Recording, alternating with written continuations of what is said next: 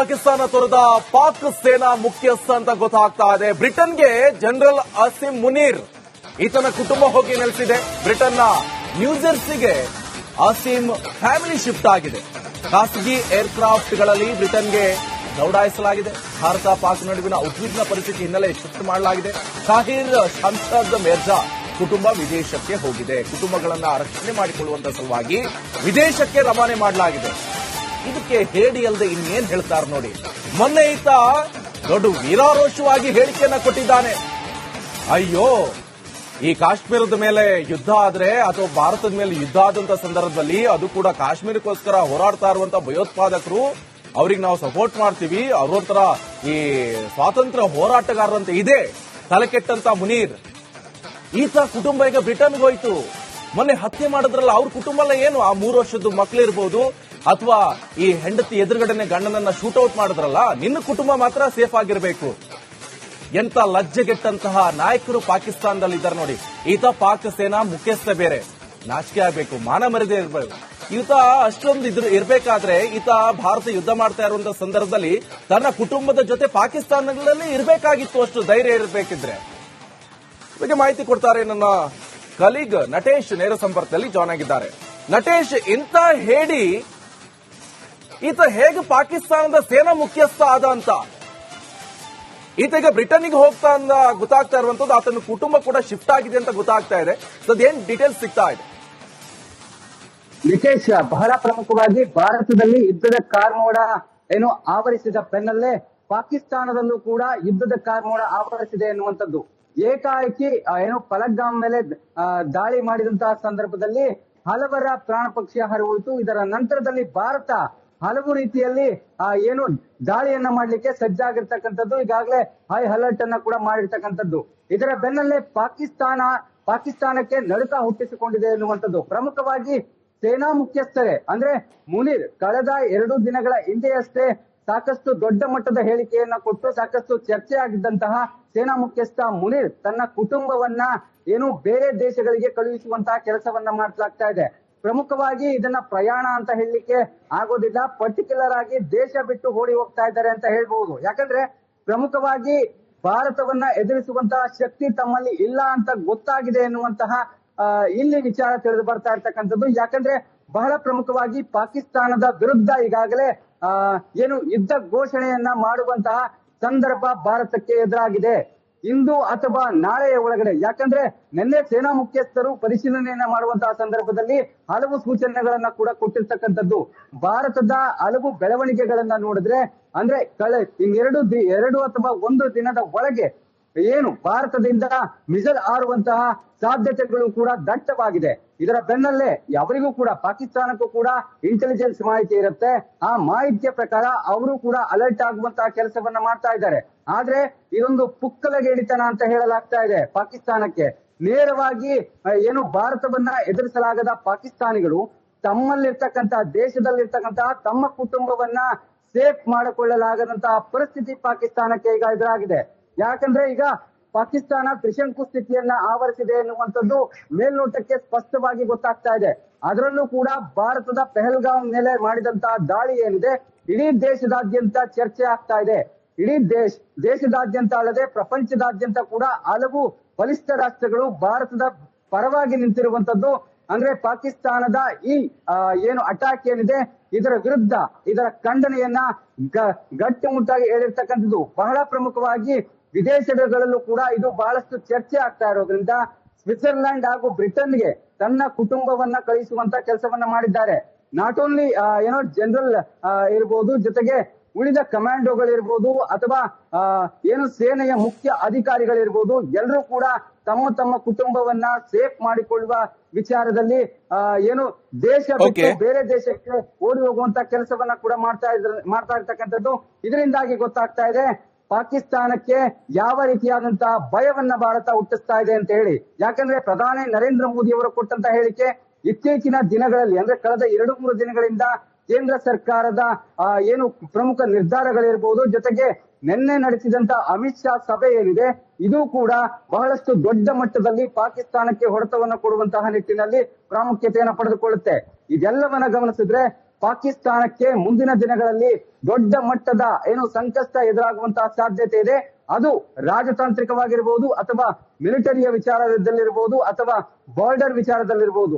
ಸಾಕಷ್ಟು ಅಸ್ತ್ರಗಳನ್ನ ಇಟ್ಟುಕೊಂಡು ಭಾರತ ತನ್ನ ಅಂದ್ರೆ ಪಾಕಿಸ್ತಾನದ ವಿರುದ್ಧದ ದಾಳಿಯನ್ನ ಮುಂದುವರಿಸುವಂತಹ ಎಲ್ಲಾ ಸಾಧ್ಯತೆಗಳು ಇದೆ. ಹಾಗಾಗಿಯೇ ಒಂದಷ್ಟು ಕಾಲಾವಕಾಶವನ್ನ ತೆಗೆದುಕೊಂಡು ಕಠಿಣ ನಿರ್ಧಾರಗಳನ್ನ ತೆಗೆದುಕೊಳ್ಳುವಂತಹ ಕೆಲಸವನ್ನ ಭಾರತ ಸ್ಪಷ್ಟವಾಗಿ ಮಾಡ್ತಾ ಇದೆ. Nikesh, all right, thank you Natesh, ನಿಮ್ಮಲ್ಲ ಮಾಹಿತಿ. ಪಾಕಿಸ್ತಾನ ತೊರೆದ ಪಾಕ್ ಸೇನಾ ಮುಖ್ಯಸ್ಥ ಅಂತ ಗೊತ್ತಾಗ್ತಾ ಇದೆ. ಬ್ರಿಟನ್ಗೆ ಜನರಲ್ ಅಸಿಮ್ ಮುನೀರ್, ಈತನ ಕುಟುಂಬ ಹೋಗಿ ನೆಲೆಸಿದೆ. ಬ್ರಿಟನ್ನ ನ್ಯೂಜೆರ್ಸಿಗೆ ಅಸಿಮ್ ಫ್ಯಾಮಿಲಿ ಶಿಫ್ಟ್ ಆಗಿದೆ. ಖಾಸಗಿ ಏರ್ಕ್ರಾಫ್ಟ್ಗಳಲ್ಲಿ ಬ್ರಿಟನ್ಗೆ ದೌಡಾಯಿಸಲಾಗಿದೆ. ಭಾರತ ಪಾಕ್ ನಡುವಿನ ಉದ್ವಿಗ್ನ ಪರಿಸ್ಥಿತಿ ಹಿನ್ನೆಲೆ ಶಿಫ್ಟ್ ಮಾಡಲಾಗಿದೆ. ತಾಹಿರ್ ಶಂಸದ್ ಮಿರ್ಜಾ ಕುಟುಂಬ ವಿದೇಶಕ್ಕೆ ಹೋಗಿದೆ. ಕುಟುಂಬಗಳನ್ನ ರಕ್ಷಣೆ ಮಾಡಿಕೊಳ್ಳುವಂತ ಸಲುವಾಗಿ ವಿದೇಶಕ್ಕೆ ರವಾನೆ ಮಾಡಲಾಗಿದೆ. ಇದಕ್ಕೆ ಹೇಳಿ ಅಲ್ಲದೆ ಇನ್ನೇನ್ ಹೇಳ್ತಾರೆ ನೋಡಿ. ಮೊನ್ನೆ ಈತ ದೊಡ್ಡ ವೀರಾರೋಷವಾಗಿ ಹೇಳಿಕೆಯನ್ನ ಕೊಟ್ಟಿದ್ದಾನೆ. ಅಯ್ಯೋ, ಈ ಕಾಶ್ಮೀರದ ಮೇಲೆ ಯುದ್ಧ ಆದ್ರೆ ಅಥವಾ ಭಾರತದ ಮೇಲೆ ಯುದ್ಧ ಆದಂತ ಸಂದರ್ಭದಲ್ಲಿ ಅದು ಕೂಡ ಕಾಶ್ಮೀರಕ್ಕೋಸ್ಕರ ಹೋರಾಡ್ತಾ ಇರುವಂತ ಭಯೋತ್ಪಾದಕರು, ಅವ್ರಿಗೆ ನಾವು ಸಪೋರ್ಟ್ ಮಾಡ್ತೀವಿ, ಅವರೊಂಥರ ಈ ಸ್ವಾತಂತ್ರ್ಯ ಹೋರಾಟಗಾರರಂತೆ ಇದೆ ತಲೆಕೆಟ್ಟಂತ ಮುನೀರ್. ಈತ ಕುಟುಂಬ ಈಗ ಬ್ರಿಟನ್ಗೆ ಹೋಯ್ತು. ಮೊನ್ನೆ ಹತ್ಯೆ ಮಾಡಿದ್ರಲ್ಲ ಅವ್ರ ಕುಟುಂಬ ಎಲ್ಲ ಏನು, ಆ 3 ವರ್ಷದ ಮಕ್ಕಳಿರ್ಬೋದು ಅಥವಾ ಈ ಹೆಂಡತಿ ಎದುರುಗಡೆನೆ ಗಂಡನನ್ನ ಶೂಟ್ಔಟ್ ಮಾಡಿದ್ರಲ್ಲ, ನಿನ್ನ ಕುಟುಂಬ ಮಾತ್ರ ಸೇಫ್ ಆಗಿರಬೇಕು. ಎಂತ ಲಜ್ಜೆಗೆಟ್ಟಂತಹ ನಾಯಕರು ಪಾಕಿಸ್ತಾನದಲ್ಲಿದ್ದಾರೆ ನೋಡಿ.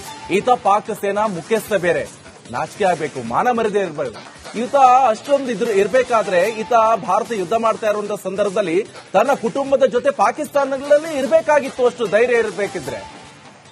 ಬಗ್ಗೆ ಮಾಹಿತಿ ಕೊಡ್ತಾರೆ ನನ್ನ ಕಲೀಗ್ ನಟೇಶ್, ನೇರ ಸಂಪರ್ಕದಲ್ಲಿ ಜಾಯ್ನ್ ಆಗಿದ್ದಾರೆ.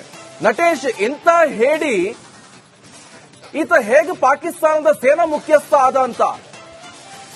ಈತ ಈಗ ಬ್ರಿಟನ್ಗೆ ಹೋಗ್ತಾ ಅಂತ ಗೊತ್ತಾಗ್ತಾ ಇರುವಂತದ್ದು, ಆತನ ಕುಟುಂಬ ಕೂಡ ಶಿಫ್ಟ್ ಆಗಿದೆ ಅಂತ ಗೊತ್ತಾಗ್ತಾ ಇದೆ. ಅದೇನ್ ಡೀಟೇಲ್ಸ್ ಸಿಗ್ತಾ ಇದೆ? ನಿಕೇಶ್, ಬಹಳ ಪ್ರಮುಖವಾಗಿ ಭಾರತದಲ್ಲಿ ಯುದ್ಧದ ಕಾರ್ಮೋಡ ಆವರಿಸಿದ ಬೆನ್ನಲ್ಲೇ ಪಾಕಿಸ್ತಾನದಲ್ಲೂ ಕೂಡ ಯುದ್ಧದ ಕಾರ್ಮೋಡ ಆವರಿಸಿದೆ ಎನ್ನುವಂಥದ್ದು. ಏಕಾಏಕಿ ಪಲಗ್ಗಾಮ್ ಮೇಲೆ ದಾಳಿ ಮಾಡಿದಂತಹ ಸಂದರ್ಭದಲ್ಲಿ ಹಲವರ ಪ್ರಾಣ ಪಕ್ಷಿ ಹರಿಹೋಯಿತು. ಇದರ ನಂತರದಲ್ಲಿ ಭಾರತ ಹಲವು ರೀತಿಯಲ್ಲಿ ದಾಳಿಯನ್ನ ಮಾಡ್ಲಿಕ್ಕೆ ಸಜ್ಜಾಗಿರ್ತಕ್ಕಂಥದ್ದು, ಈಗಾಗಲೇ ಹೈ ಅಲರ್ಟ್ ಅನ್ನ ಕೂಡ ಮಾಡಿರ್ತಕ್ಕಂಥದ್ದು. ಇದರ ಬೆನ್ನಲ್ಲೇ ಪಾಕಿಸ್ತಾನಕ್ಕೆ ನಡುಕ ಹುಟ್ಟಿಸಿಕೊಂಡಿದೆ ಎನ್ನುವಂಥದ್ದು. ಪ್ರಮುಖವಾಗಿ ಸೇನಾ ಮುಖ್ಯಸ್ಥರೇ ಅಂದ್ರೆ ಮುನೀರ್ ಕಳೆದ 2 ದಿನಗಳ ಹಿಂದೆಯಷ್ಟೇ ಸಾಕಷ್ಟು ದೊಡ್ಡ ಮಟ್ಟದ ಹೇಳಿಕೆಯನ್ನ ಕೊಟ್ಟು ಸಾಕಷ್ಟು ಚರ್ಚೆ ಆಗಿದ್ದಂತಹ ಸೇನಾ ಮುಖ್ಯಸ್ಥ ಮುನೀರ್ ತನ್ನ ಕುಟುಂಬವನ್ನ ಬೇರೆ ದೇಶಗಳಿಗೆ ಕಳುಹಿಸುವಂತಹ ಕೆಲಸವನ್ನ ಮಾಡಲಾಗ್ತಾ ಇದೆ. ಪ್ರಮುಖವಾಗಿ ಇದನ್ನ ಪ್ರಯಾಣ ಅಂತ ಹೇಳಲಿಕ್ಕೆ ಆಗೋದಿಲ್ಲ, ಪರ್ಟಿಕ್ಯುಲರ್ ಆಗಿ ದೇಶ ಬಿಟ್ಟು ಓಡಿ ಹೋಗ್ತಾ ಇದ್ದಾರೆ ಅಂತ ಹೇಳ್ಬಹುದು. ಯಾಕಂದ್ರೆ ಪ್ರಮುಖವಾಗಿ ಭಾರತವನ್ನ ಎದುರಿಸುವಂತಹ ಶಕ್ತಿ ತಮ್ಮಲ್ಲಿ ಇಲ್ಲ ಅಂತ ಗೊತ್ತಾಗಿದೆ ಎನ್ನುವಂತಹ ಇಲ್ಲಿ ವಿಚಾರ ತಿಳಿದು ಬರ್ತಾ ಇರ್ತಕ್ಕಂಥದ್ದು. ಯಾಕಂದ್ರೆ ಬಹಳ ಪ್ರಮುಖವಾಗಿ ಪಾಕಿಸ್ತಾನದ ವಿರುದ್ಧ ಈಗಾಗಲೇ ಯುದ್ಧ ಘೋಷಣೆಯನ್ನ ಮಾಡುವಂತಹ ಸಂದರ್ಭ ಭಾರತಕ್ಕೆ ಎದುರಾಗಿದೆ. ಇಂದು ಅಥವಾ ನಾಳೆಯ ಒಳಗಡೆ, ಯಾಕಂದ್ರೆ ನಿನ್ನೆ ಸೇನಾ ಮುಖ್ಯಸ್ಥರು ಪರಿಶೀಲನೆಯನ್ನ ಮಾಡುವಂತಹ ಸಂದರ್ಭದಲ್ಲಿ ಹಲವು ಸೂಚನೆಗಳನ್ನ ಕೂಡ ಕೊಟ್ಟಿರ್ತಕ್ಕಂಥದ್ದು. ಭಾರತದ ಹಲವು ಬೆಳವಣಿಗೆಗಳನ್ನ ನೋಡಿದ್ರೆ ಅಂದ್ರೆ ಎರಡು ಅಥವಾ 1 ದಿನದ ಒಳಗೆ ಭಾರತದಿಂದ ಮಿಸೈಲ್ ಹಾರುವಂತಹ ಸಾಧ್ಯತೆಗಳು ಕೂಡ ದಟ್ಟವಾಗಿದೆ. ಇದರ ಬೆನ್ನಲ್ಲೇ ಅವರಿಗೂ ಕೂಡ ಪಾಕಿಸ್ತಾನಕ್ಕೂ ಕೂಡ ಇಂಟೆಲಿಜೆನ್ಸ್ ಮಾಹಿತಿ ಇರುತ್ತೆ. ಆ ಮಾಹಿತಿಯ ಪ್ರಕಾರ ಅವರು ಕೂಡ ಅಲರ್ಟ್ ಆಗುವಂತಹ ಕೆಲಸವನ್ನ ಮಾಡ್ತಾ ಇದ್ದಾರೆ. ಆದ್ರೆ ಇದೊಂದು ಪುಕ್ಕಲಗೇಡಿತನ ಅಂತ ಹೇಳಲಾಗ್ತಾ ಇದೆ ಪಾಕಿಸ್ತಾನಕ್ಕೆ. ನೇರವಾಗಿ ಭಾರತವನ್ನ ಎದುರಿಸಲಾಗದ ಪಾಕಿಸ್ತಾನಿಗಳು ತಮ್ಮಲ್ಲಿರ್ತಕ್ಕಂತಹ ದೇಶದಲ್ಲಿರ್ತಕ್ಕಂತಹ ತಮ್ಮ ಕುಟುಂಬವನ್ನ ಸೇಫ್ ಮಾಡಿಕೊಳ್ಳಲಾಗದಂತಹ ಪರಿಸ್ಥಿತಿ ಪಾಕಿಸ್ತಾನಕ್ಕೆ ಈಗ ಎದುರಾಗಿದೆ. ಯಾಕಂದ್ರೆ ಈಗ ಪಾಕಿಸ್ತಾನ ತ್ರಿಶಂಕು ಸ್ಥಿತಿಯನ್ನ ಆವರಿಸಿದೆ ಎನ್ನುವಂಥದ್ದು ಮೇಲ್ನೋಟಕ್ಕೆ ಸ್ಪಷ್ಟವಾಗಿ ಗೊತ್ತಾಗ್ತಾ ಇದೆ. ಅದರಲ್ಲೂ ಕೂಡ ಭಾರತದ ಪೆಹಲ್ಗಾಮ್ ಮೇಲೆ ಮಾಡಿದಂತಹ ದಾಳಿ ಏನಿದೆ ಇಡೀ ದೇಶದಾದ್ಯಂತ ಚರ್ಚೆ ಆಗ್ತಾ ಇದೆ. ಇಡೀ ದೇಶದಾದ್ಯಂತ ಅಲ್ಲದೆ ಪ್ರಪಂಚದಾದ್ಯಂತ ಕೂಡ ಹಲವು ಬಲಿಷ್ಠ ರಾಷ್ಟ್ರಗಳು ಭಾರತದ ಪರವಾಗಿ ನಿಂತಿರುವಂತದ್ದು. ಅಂದ್ರೆ ಪಾಕಿಸ್ತಾನದ ಈ ಅಟ್ಯಾಕ್ ಏನಿದೆ ಇದರ ವಿರುದ್ಧ ಇದರ ಖಂಡನೆಯನ್ನ ಗಟ್ಟಿಮುಟ್ಟಾಗಿ ಹೇಳಿರ್ತಕ್ಕಂಥದ್ದು. ಬಹಳ ಪ್ರಮುಖವಾಗಿ ವಿದೇಶಗಳಲ್ಲೂ ಕೂಡ ಇದು ಬಹಳಷ್ಟು ಚರ್ಚೆ ಆಗ್ತಾ ಇರೋದ್ರಿಂದ ಸ್ವಿಟ್ಜರ್ಲ್ಯಾಂಡ್ ಹಾಗೂ ಬ್ರಿಟನ್ಗೆ ತನ್ನ ಕುಟುಂಬವನ್ನ ಕಳಿಸುವಂತ ಕೆಲಸವನ್ನ ಮಾಡಿದ್ದಾರೆ. ನಾಟ್ ಓನ್ಲಿ ಜನರಲ್ ಇರ್ಬೋದು, ಜೊತೆಗೆ ಉಳಿದ ಕಮಾಂಡೋಗಳಿರ್ಬೋದು ಅಥವಾ ಸೇನೆಯ ಮುಖ್ಯ ಅಧಿಕಾರಿಗಳಿರ್ಬೋದು, ಎಲ್ಲರೂ ಕೂಡ ತಮ್ಮ ತಮ್ಮ ಕುಟುಂಬವನ್ನ ಸೇಫ್ ಮಾಡಿಕೊಳ್ಳುವ ವಿಚಾರದಲ್ಲಿ ಏನು ದೇಶ ಬಿಟ್ಟು Okay. ಬೇರೆ ದೇಶಕ್ಕೆ ಓಡಿ ಹೋಗುವಂತ ಕೆಲಸವನ್ನ ಕೂಡ ಮಾಡ್ತಾ ಇರ್ತಕ್ಕಂಥದ್ದು. ಇದರಿಂದಾಗಿ ಗೊತ್ತಾಗ್ತಾ ಇದೆ ಪಾಕಿಸ್ತಾನಕ್ಕೆ ಯಾವ ರೀತಿಯಾದಂತಹ ಭಯವನ್ನ ಭಾರತ ಹುಟ್ಟಿಸ್ತಾ ಇದೆ ಅಂತ ಹೇಳಿ. ಯಾಕಂದ್ರೆ ಪ್ರಧಾನಿ ನರೇಂದ್ರ ಮೋದಿ ಅವರು ಕೊಟ್ಟಂತ ಹೇಳಿಕೆ ಇತ್ತೀಚಿನ ದಿನಗಳಲ್ಲಿ ಅಂದ್ರೆ ಕಳೆದ 2-3 ದಿನಗಳಿಂದ ಕೇಂದ್ರ ಸರ್ಕಾರದ ಏನು ಪ್ರಮುಖ ನಿರ್ಧಾರಗಳಿರ್ಬೋದು, ಜೊತೆಗೆ ನಿನ್ನೆ ನಡೆಸಿದಂತ ಅಮಿತ್ ಶಾ ಸಭೆ ಏನಿದೆ ಇದು ಕೂಡ ಬಹಳಷ್ಟು ದೊಡ್ಡ ಮಟ್ಟದಲ್ಲಿ ಪಾಕಿಸ್ತಾನಕ್ಕೆ ಹೊಡೆತವನ್ನು ಕೊಡುವಂತಹ ನಿಟ್ಟಿನಲ್ಲಿ ಪ್ರಾಮುಖ್ಯತೆಯನ್ನು ಪಡೆದುಕೊಳ್ಳುತ್ತೆ. ಇದೆಲ್ಲವನ್ನ ಗಮನಿಸಿದ್ರೆ ಪಾಕಿಸ್ತಾನಕ್ಕೆ ಮುಂದಿನ ದಿನಗಳಲ್ಲಿ ದೊಡ್ಡ ಮಟ್ಟದ ಏನು ಸಂಕಷ್ಟ ಎದುರಾಗುವಂತಹ ಸಾಧ್ಯತೆ ಇದೆ. ಅದು ರಾಜತಾಂತ್ರಿಕವಾಗಿರ್ಬೋದು ಅಥವಾ ಮಿಲಿಟರಿಯ ವಿಚಾರದಲ್ಲಿರ್ಬೋದು ಅಥವಾ ಬಾರ್ಡರ್ ವಿಚಾರದಲ್ಲಿರ್ಬೋದು. ಸಾಕಷ್ಟು ಅಸ್ತ್ರಗಳನ್ನ ಇಟ್ಟುಕೊಂಡು ಭಾರತ ತನ್ನ ಅಂದ್ರೆ ಪಾಕಿಸ್ತಾನದ ವಿರುದ್ಧದ ದಾಳಿಯನ್ನ ಮುಂದುವರಿಸುವಂತಹ ಎಲ್ಲಾ ಸಾಧ್ಯತೆಗಳು ಇದೆ. ಹಾಗಾಗಿಯೇ ಒಂದಷ್ಟು ಕಾಲಾವಕಾಶವನ್ನ ತೆಗೆದುಕೊಂಡು Yes. ಕಠಿಣ ನಿರ್ಧಾರಗಳನ್ನ ತೆಗೆದುಕೊಳ್ಳುವಂತಹ ಕೆಲಸವನ್ನ ಭಾರತ ಸ್ಪಷ್ಟವಾಗಿ ಮಾಡ್ತಾ ಇದೆ. Nikesh, all right, thank you Natesh, ನಿಮ್ಮಲ್ಲ ಮಾಹಿತಿ.